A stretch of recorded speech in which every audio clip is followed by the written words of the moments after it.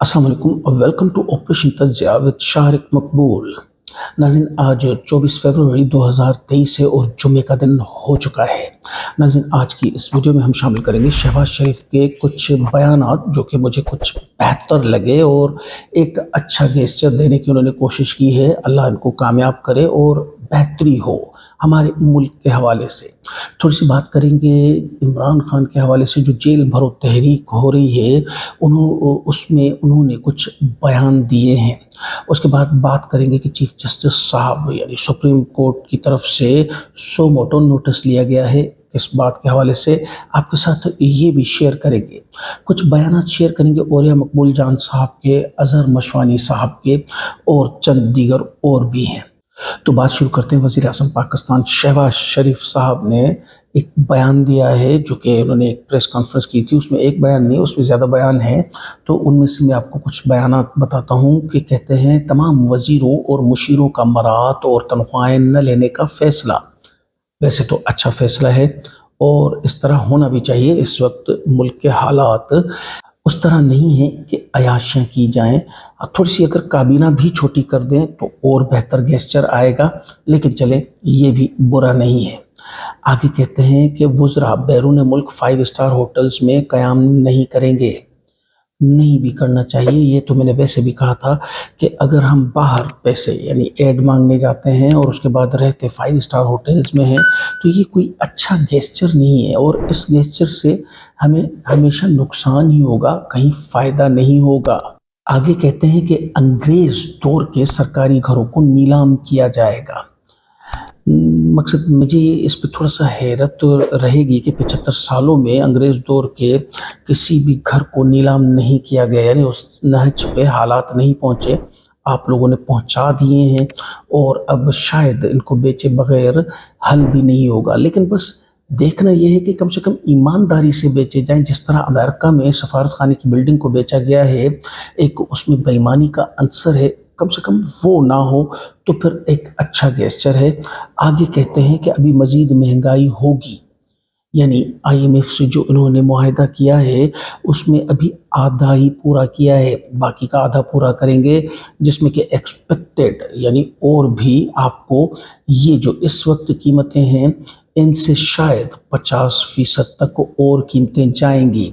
जैसे कि मुझे थोड़ी सी चंद एक मालूमात है कि पहली तारीख से दूध की नई कीमतें 210 और 220 रुपये यानी मुख्तलिफ शहरों के हिसाब से 210 और 20 रुपये मुकर्रर की जा रही हैं। और इसी तरह रोटी, ब्रेड, अंडे, इन सब की कीमतें भी बढ़ाई जा रही हैं। अब जैसे आज की ही बात है कि चिकन का रेट मैंने देखा एक जगह पे कि अगर हम 5-6 महीने पहले अगर जैसे इमरान खान की हुकूमत के आखिरी दिन या शहबाज शरीफ साहब की हुकूमत के शुरुआती दिन देखते हैं तो ये 200-250 रुपये से ज़्यादा किलो नहीं थी। इस वक्त हम 3 गुना महंगी 750 रुपये किलो गोश्त ले रहे हैं मुर्गी का। यानी मुझे तो बिल्कुल समझ में नहीं आती हैं ये बातें, समझ से बाला तर है कि ऐसा हुआ क्या है कि इनसे कोई भी चीज़ कंट्रोल नहीं हो रही।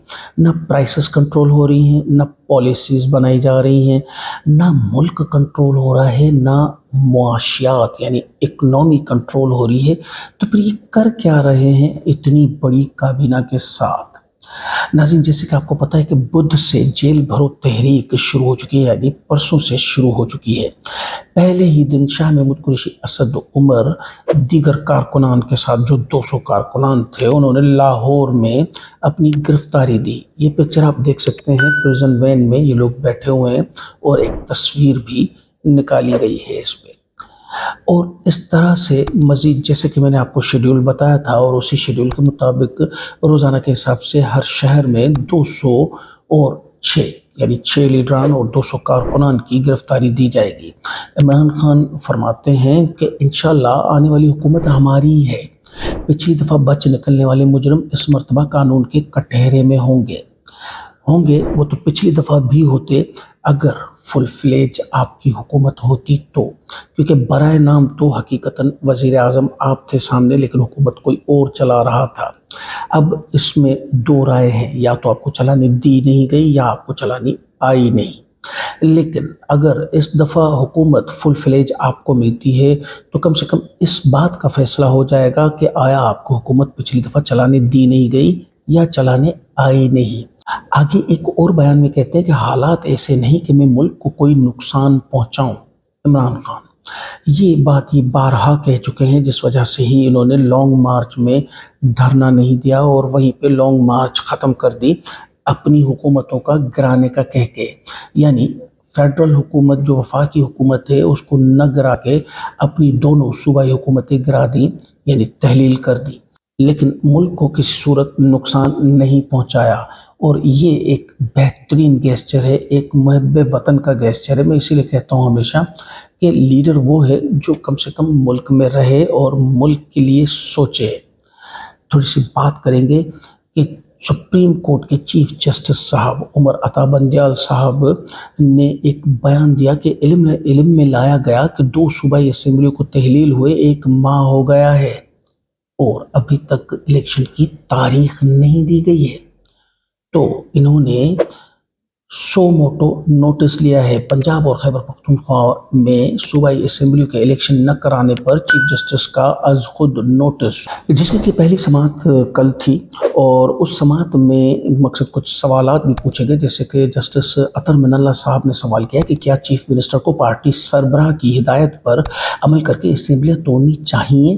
جسٹس اطہر من اللہ کا سوال تو جائز ہے، لیکن اس کے لیے بہتر یہ ہے کہ کوئی قانونی ماہر اس کا جواب دے، کیونکہ مجھے پرسنلی اگر دیکھا جائے جتنا قانون پتہ ہے یا جتنا آئین پتہ ہے، اس کی روح سے پارٹی کے جو سربراہ ہیں اس کے کہنے پر چیف منسٹر اسمبلیاں تحلیل کر سکتے ہیں۔ چیف جسٹس صاحب نے اپنے ریمارکس میں ایک بات کہی جو کہ ابھی فیصلہ نہیں آیا ہے، فیصلہ محفوظ کر لیا گیا ہے۔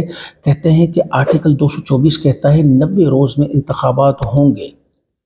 یہ چیف جسٹس نے فائنل بات کر دی ہے، یعنی انتخابات اب ہو کر رہیں گے۔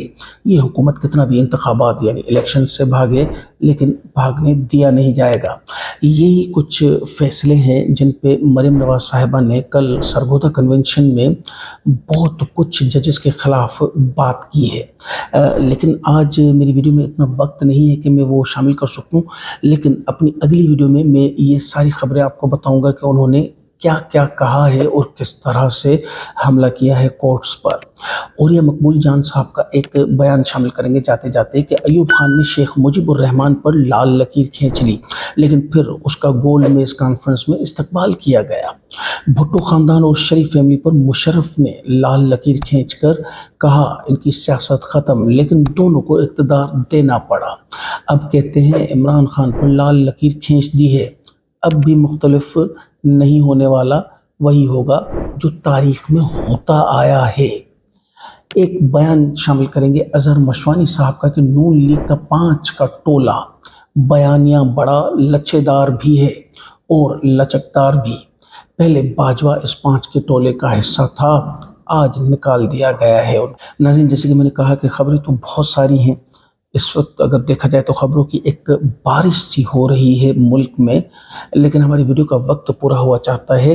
ہمارے فیس بک پیج، انسٹاگرام پیج کو لائک کریں، ہمارے ٹویٹر اور ٹک ٹاک کو فالو کریں تاکہ تمام اپڈیٹس آپ کو بر وقت مل سکیں۔ چینل کو سبسکرائب کریں، ویڈیو کو لائک کریں، اپنی فیملی اور فرینڈز کے ساتھ شیئر کریں۔ پاکستان زندہ باد۔